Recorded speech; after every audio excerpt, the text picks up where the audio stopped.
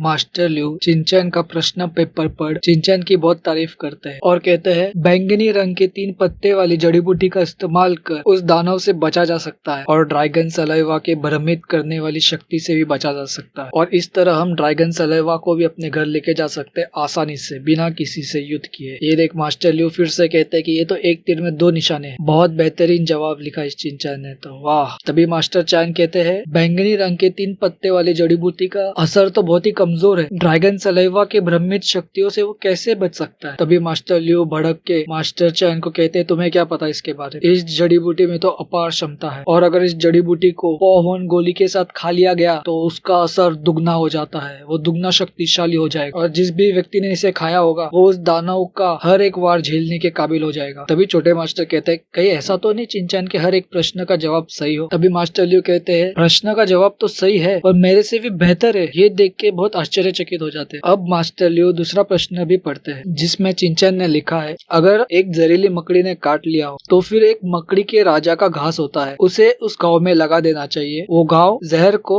फैलने से रोकता है और उसे और जहर को नष्ट कर देता है। तभी मास्टर चैन पूछते हैं ये चिंचैन ने तो लिखा था कि मकड़ी का कोर भी खा लेना चाहिए, क्या ये गलत नहीं है। तभी मास्टर लिू फिर से मास्टर चैन पे भड़कते और कहते बुद्धू हो तू, उस घास को लगाने के बाद किसी भी जहर का असर कुछ समय के लिए उस व्यक्ति में नहीं होगा, वही मौका होगा उस जहरीले मकड़ी को मारने का और उस कोर को हासिल कर अपनी शक्ति बढ़ाने का। और जैसे ही मकड़ी का जहर असर नहीं करता है तो फिर एक ह्यूमन लेवल का योद्धा भी उसे हरा सकता है आसानी से। अब इन उत्तरों को देख मास्टर ल्यून बहुत खुश हो जाते हैं और कहते हैं कि इन प्रश्नों के उत्तर तो मेरे से भी बहुत अच्छे हैं और किस गधे ने इसको 0 मार्क्स दिए। अब मास्टर ल्यू कलम अपने हाथ में लेकर उस 0 मार्क्स को 100 मार्क में बदल देते हैं। अब चिंचैन को पूरे 100 मार्क्स मिल चुके हैं। बाहर बहुत समय से लोग इंतजार कर रहे होते हैं। तभी मास्टर ल्यू चिंचैन का नाम प्रश्न पत्र में पढ़ते हैं और समझ जाते हैं ये प्रश्न पत्र तो चिंचैन का है। मास्टर चैन भी सोचते हैं ये तो कुछ जाना पहचाना सा नाम है। तभी मास्टर ल्यू अपने गार्ड्स को आदेश देते हैं चिंचैन को उनके सामने लाने के लिए। मास्टर ल्यू को देखना था कि चिंचैन कैसा व्यक्ति है जिसको इतना अपार ज्ञान है। तभी छोटे मास्टर चौंक जाते हैं और कहते हैं अरे ये तो गड़बड़ हो गई, क्योंकि छोटे मास्टर ने अनाउंसमेंट पहले ही कर दी थी जिस परीक्षा के नतीजे में चिंचैन को 0 अंक मिले थे और उसे परीक्षा स्थान से बाहर निकाला गया। अब ये बात सुन मास्टर ल्यू फिर से गुस्सा हो जाते हैं और छोटे मास्टर को अपने पीछे आने के लिए कहते हैं। अब दोनों मास्टर चिंचैन को ढूंढ रहे होते हैं और मास्टर छोटे मास्टर को कहते हैं अगर चिंचैन नहीं मिला तो तुम्हें बहुत कठिन सजा दूंगा मैं। उसी समय छोटे मास्टर ने जिस गार्ड को भेजा था वो आए हुए सभी भर्तियों के सामने सफल हुए लोगों की घोषणा करता है। तभी आजू बाजू में खड़े हुए लोग कहते हैं मास्टर ओयांग ने चैन को लाया था सिखाने के लिए और आधे साल में वो एक सीनियर डिसाइपल बन गया। तभी बुजुर्ग व्यक्ति कहता है मास्टर ओयांग चैन का अगर हम उनसे सीखते हैं तो हम जल्द से जल्द खुद को सुधार सकते हैं। एक प्रतियोगी तो बहुत ही बेचैन रहता है, वो सोचता है पता नहीं क्या होगा। उसी समय मैनेजर और लेडी कर्मचारी की नजर चिंचैन पे पड़ती है। चिंचैन बाजू की कुर्सी में निश्चय बैठा हुआ रहता है। अब परीक्षा के अंकों की घोषणा होती है जिनमें लिन योन को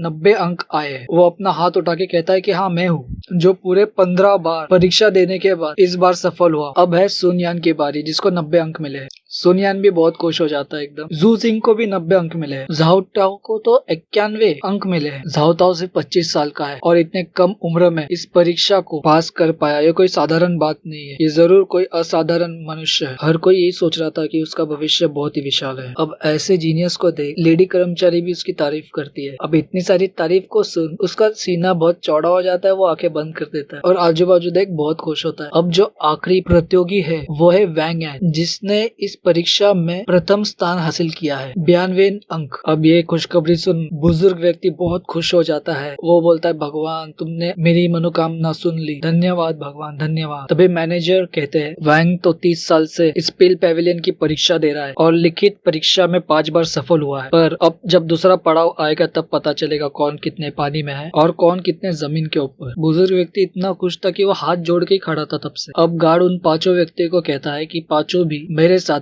अगले परीक्षा की ओर चलेंगे। तभी चिंचैन उस गार्ड को रोकता है और उससे पूछता है कि मेरा नाम इस लिस्ट में क्यों नहीं है। तभी गार्ड कहता है कि तुम्हें कम अंक मिले इसलिए तुम्हारा नाम इस लिस्ट में नहीं, और तुम्हारा नाम इस लिस्ट में नहीं है मतलब तुम असफल हो गए परीक्षा में। अब पास में खड़ा एक व्यक्ति कहता है एक तो परीक्षा स्थान से आधा घंटा पहले निकला और सोच रहा है कि वो परीक्षा पास भी कर लेगा, और इसने तो मास्टर चैन को भी बुरा भला कहा था और अभी पूछ रहा है कि नाम क्यों नहीं, कोई समझा इसको। लेडी कर्मचारी भी सोचते है कि ये लड़का पागल तो नहीं हो गया। अब मैनेजर लियो भी चिंचैन को कहते है कि इतना भी अभिमानी मत बन, अपने पाँव जमीन में रखो, आसमान में मत उड़ाओ। अब ये बात सुन गार्ड भी हंसने लगता है और पांचों प्रतिबंधियों को अपने साथ अगले परीक्षा में लेके जाने ही वाला रहता है कि वहाँ अचानक मास्टर्स आ जाते हैं और मास्टर ल्यू पूछते हैं कौन है ये चिंचैन।